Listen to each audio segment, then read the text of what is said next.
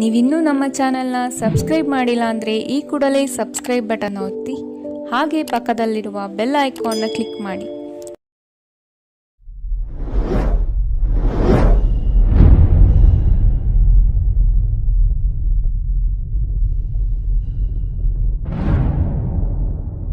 ಈ ರೀಡಿಂಗ್ ನಿಮಗೆ ಅನ್ವಯಿಸಿದ್ರೆ ಅಥವಾ ರೆಸೊನೇಟ್ ಆದರೆ ಮಾತ್ರ ತೊಗೊಳ್ಳಿ, ಇಲ್ಲಾಂದರೆ ಬಿಟ್ಬಿಡಿ. ಇದು ಒಂದು ಜನರಲ್ ರೀಡಿಂಗ್ ಮಾತ್ರ ಆಗಿರುತ್ತೆ. ಕಾರ್ಡ್ಸ್ನ ಶಫಲ್ ಮಾಡಿದಾಗ ನನಗೆ ಫಸ್ಟ್ ಕಾರ್ಡ್ 5 ಆಫ್ ವಾಂಡ್ಸ್ ಬಂದಿದೆ.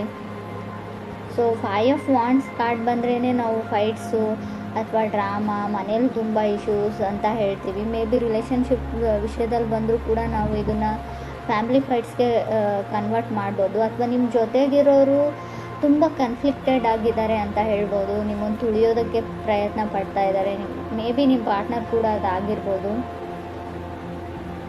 ಸೊ ಎಕ್ಸ್ಪೆಕ್ಟೇಷನ್ಸ್ ತುಂಬ ಇದೆ ನಿಮಗೆ, ಬೇರೆಯವರಿಂದ ಅದಾಗಬೇಕು ಇದಾಗಬೇಕು ಅಂತ. ಬಟ್ ಯಾವಾಗಲೂ ನೀವು ಅಂದ್ಕೊಂಡಿರೋ ಎಕ್ಸ್ಪೆಕ್ಟೇಷನ್ಸ್ಗೆ ಅವರು ರೀಚ್ ಆಗಲ್ಲ, ನೀವು ರೀಚ್ ಆಗಲ್ಲ.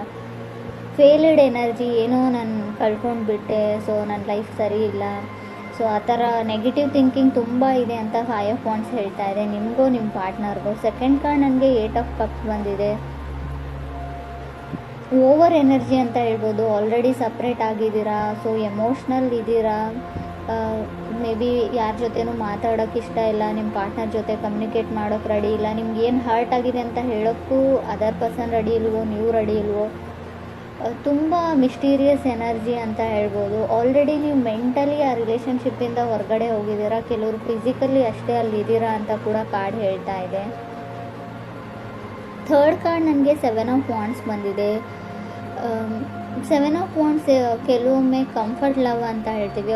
ಆ ಕಂಫರ್ಟೇಬಲಿಟಿ ಇಲ್ಲ ನಿಮ್ಮಿಬ್ಬರ ಮಧ್ಯೆ ಅಂತ ಹೇಳುತ್ತೆ ಕಾರ್ಡು. ಸೊ ಮುಂಚೆ ಇತ್ತು, ಇತ್ತೀಚೆಗೆ ಇಲ್ಲ ಅಂತ ಕೂಡ ಹೇಳ್ಬೋದು. ಆಲ್ರೆಡಿ ಸಪ್ರೇಟ್ ಕೂಡ ಕೆಲವ್ರು ಆಗಿರ್ಬೋದು. ಗುಡ್ ಮೆಮೊರೀಸ್ ಇದೆ ನಿಮಗೆ, ತುಂಬ ಹಳೆ ನೆನಪುಗಳು ಕಾಡುತ್ತೆ, ಒಳ್ಳೊಳ್ಳೆ ನೆನಪುಗಳಿದೆ. ತುಂಬ ಲೆವೆಲ್ ಆಫ್ ಸ್ಟ್ಯಾಂಡರ್ಡ್ ಜಾಸ್ತಿ ಅವ್ರಿಗೆ ಅಂತ ಅನಿಸುತ್ತೆ. ಅಥವಾ ನೀವು ಕನೆಕ್ಟ್ ಆಗಿರೋ ಪರ್ಸನ್ಗೆ ಹೀಗೆ ಇರಬೇಕು, ಹೀಗೆ ಆಗಬೇಕು ಅನ್ನೋ ಕೆಲವೊಂದು ಲೆವೆಲ್ ಆಫ್ ಸ್ಟ್ಯಾಂಡರ್ಡಿಟಿ ಇದೆ ನಿಮಗೆ.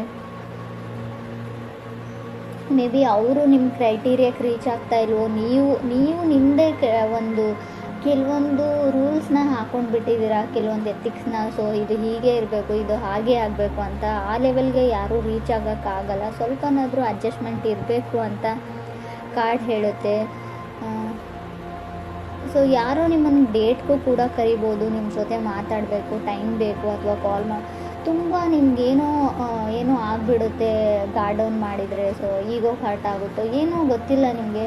ಸೊ ಯಾರ ಮುಂದೆನೂ ಫೀಲಿಂಗ್ಸ್ನ ಶೇರ್ ಮಾಡ್ಕೊಳ್ಳೋಕ್ಕೆ ರೆಡಿ ಇಲ್ಲ ನೀವು. ಎಲ್ಲಿ ಮತ್ತೆ ಹರ್ಟ್ ಆಗಿಬಿಡುತ್ತೋ, ಫಾಸ್ಟ್ ಹರ್ಟಿಂದ ಹೊರಗಡೆ ಬಂದಿಲ್ಲ ಅಂತ ಕೂಡ ಕಾರ್ಡ್ ಹೇಳುತ್ತೆ.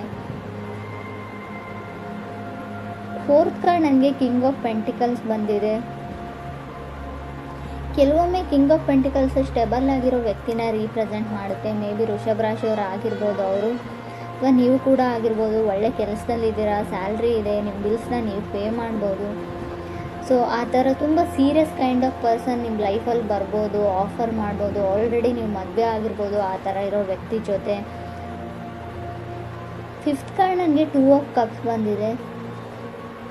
ಕೆಲವ್ರಿಗೆ ತುಂಬ ಡಿಫಿಕಲ್ಟೀಸ್ನ ಹೇಳ್ತೀನಿ. 2 ಆಫ್ ಕಪ್ಸ್ ಕೆಲವೊಮ್ಮೆ ಎಮೋಷ್ನಲ್ ರೀಬರ್ತ್ ಅಂತ ಹೇಳ್ತೀವಿ. ಕಣ್ಣಲ್ಲಿ ತುಂಬ ನೀರು ಹಾಕ್ಬೋದು ನೀವು ಫೆಬ್ಬಲ್ಲಿ. ತುಂಬ ಎಮೋಷ್ನಲಿ ಡ್ರೈನಡ್, ಎಲ್ಲ ಚಿಕ್ಕ ಪುಟ್ಟ ವಿಷಯನೂ ಮನಸ್ಸಿಗೆ ಹಾಕೊಳ್ಳುವಂಥ ಚಾನ್ಸಸ್ ಕೂಡ ಇದೆ. ತುಂಬ ಸೆನ್ಸಿಟಿವ್ ಪರ್ಸನ್ ಅಂತ ಹೇಳ್ತೀನಿ ಇನ್ನೊಂದು ಅರ್ಥದಲ್ಲಿ ಹೇಳಬೇಕಂದ್ರೆ. ಈ ಥರ ನೀವಿದ್ದೀರೋ ಅದರ್ ಪರ್ಸನ್ ತುಂಬ ಮೂಡಿ, ಯಾವಾಗ ಅವ್ರ ಮೂಡ್ ಕೈ ಕೊಡ್ತು ಅಂತ ಅವ್ರಿಗೆ ಗೊತ್ತಿರೋಲ್ಲ. ಸೊ ಸೈಲೆಂಟ್ ಆಗಿಬಿಡ್ತಾರೆ ಅವ್ರ ಮೂಡು ಅಪ್ಸೆಟ್ ಆಯಿತು ಅಂದರೆ ಅಂತ ಕೂಡ ಕಾರ್ಡ್ ಹೇಳ್ತಾ ಇದೆ. 6th ಕಾರ್ಡ್ ನನಗೆ ಜಡ್ಜ್ಮೆಂಟ್ ಕಾರ್ಡ್ ಬಂದಿದೆ.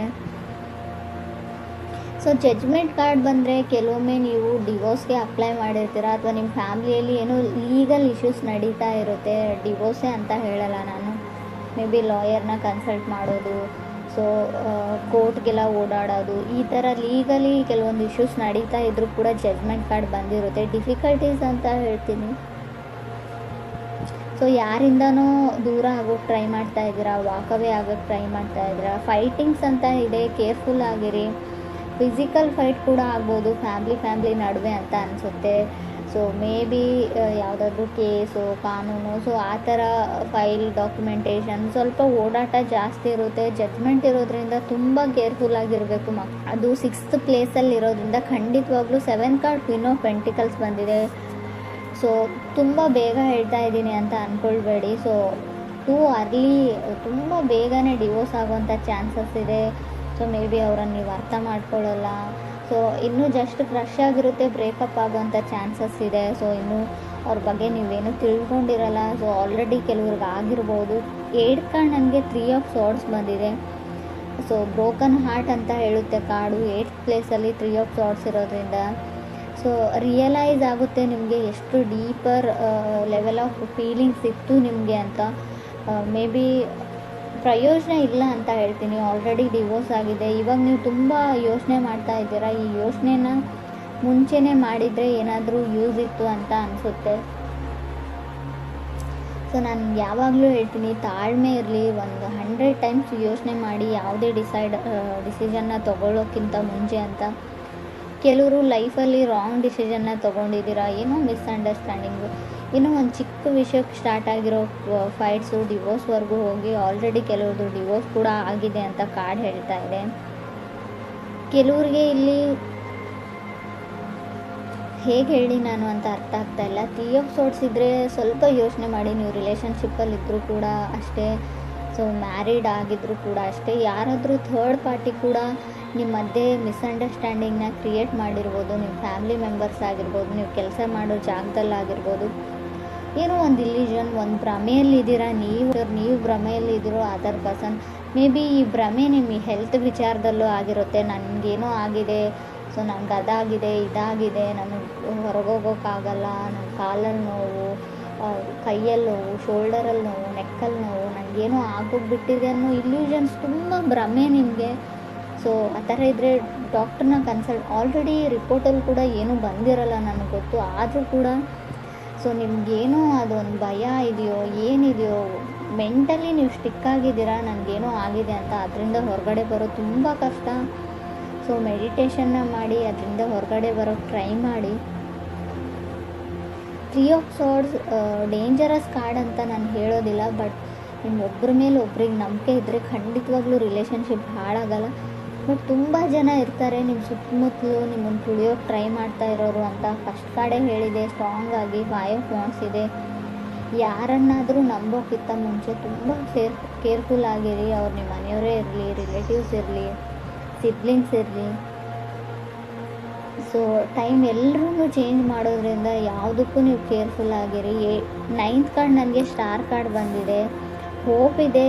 ಸೊ ತುಂಬ ಕ್ವಶನ್ಸ್ ಇದೆ. ಮೇ ಬಿ ನಿಮ್ಮ ತಾಯಿಗೆ ನೀವು ಕ್ವಶನ್ಸ್ ಮಾಡ್ತಿರೋ ತುಂಬ ಕ್ವಶನ್ಸ್ ಅಂತ ನನಗೆ ಕಾಣಿಸ್ತಾ ಇದೆ. ಹೋಪ್ ಇದೆ, ಕ್ರೇಜಿ ಇದೆ. ಸೊ ಡೋಂಟ್ ಗಿವ್ ಅಪ್ ಅಂತ ಕೂಡ ಕಾರ್ಡ್ ಹೇಳುತ್ತೆ. ಸಮಥಿಂಗ್ ತುಂಬ ಓಲ್ಡ್ ಲವ್ ಸ್ಟೋರಿ ಥರ ಇದೆ. ಇವಾಗಿನ ಜನ್ರೇಷನ್ ಲವ್ ಸ್ಟೋರಿನೂ ಅಲ್ಲ ಇದು.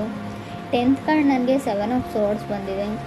ಇಲ್ಲೂ ಕೂಡ ಅಷ್ಟೇ ಈಗೋ ಇದೆ ನಿಮಗೆ ಈಗೋ ಸ್ಟ್ರೈಕ್ಸ್ ಆಗ್ತಾ ಇದೆಯೋ ಅದರ್ ಪರ್ಸನ್ಗೂ. ಒಂದು ಚಿಕ್ಕ ಈಗೋ, ಒಂದು ಚಿಕ್ಕ ಕಾಲು, ಒಂದು ಚಿಕ್ಕ ಮೆಸೇಜಲ್ಲಿ ಎಲ್ಲ ಪ್ರಾಬ್ಲಮ್ ಸಾಲ್ವ್ ಆಗೋಗುತ್ತೆ. ಬಟ್ ಯಾರೂ ಆ ಕಾಲ್ನ ಮೂವ್ನ ತೊಗೊಳೋಕ್ಕೆ ರೆಡಿ ಇಲ್ಲ, ಇಬ್ಬರಲ್ಲಿ ಒಬ್ಬರು ಅಂತ ಹೇಳ್ತಾ ಇದೆ. 7 ಆಫ್ ಸಾರ್ಡ್ಸ್ ಕೆಲವೊಮ್ಮೆ ನೀವು ಮಾಡದೇ ಇರೋ ತಪ್ಪಿಗೆ ನಿಮ್ಮ ರಿಲೇಷನ್ಶಿಪ್ ಹಾಳಾಗೋದನ್ನು ಕೂಡ ರೀಪ್ರೆಸೆಂಟ್ ಮಾಡುತ್ತೆ. ಸಮಥಿಂಗ್ ಮಿಸ್ಅಂಡರ್ಸ್ಟುಡ್ ಮಾಡ್ಕೊಂಡಿದ್ದೀರಾ ನೀವು ನಿಮ್ಮ ಪಾರ್ಟ್ನರ್ ಬಗ್ಗೆ ಅಂತ ಹೇಳ್ಬೋದು. ಕ್ರಾಸ್ ವಾಷರ್ಸ್ ಆಗಿದ್ದ ಬಗ್ಗೆ ತಪ್ಪು ತಿಳ್ಕೊಂಡಿದ್ದೀರಾ ಗೊತ್ತು. ಯಾವಾಗಲೂ ಅವ್ರ ಗೋಳನ್ನೇ ಹೇಳ್ತಾ ಇರ್ತಾರೆ. ನಿಮಗೆ ಕೇಳಿ ಸಾಕಾಗಿದೆ, ಕಿರಿಕಿರಿ ಆಗಿದೆ. ಖುಷಿಯಾಗಿರೋದನ್ನು ಏನೂ ಹೇಳೋದಿಲ್ಲ, ಖುಷಿಯಾಗಿರೋದನ್ನೂ ಬಿಡೋದಿಲ್ಲ, ಖುಷಿಯಾಗಿರೋಕ್ಕೆ ಟ್ರೈನೂ ಮಾಡೋದಿಲ್ಲ ಅಂತ ನಿಮ್ಗೆ ಅನ್ನಿಸ್ತಾ ಇರ್ಬೋದು. 11th ಕಾರ್ಡ್ 8 ಆಫ್ ಕಪ್ಸ್ ಬಂದಿದೆ. ಸೊ ಲವ್ ಇದೆ ಇಬ್ಬರ ಮಧ್ಯೆ, ಬಟ್ ಏನೋ ಹರ್ಟ್ ಇದೆ, ಫಾಸ್ಟ್ ಹರ್ಟು, ಓವರ್ ಥಿಂಕಿಂಗು, ಪದೇ ಹಿಂದೆ ನಡೆದದ್ದನ್ನು ಜ್ಞಾಪಕ ಮಾಡಿಕೊಡ್ತಾ ಇದ್ದಾರೆ.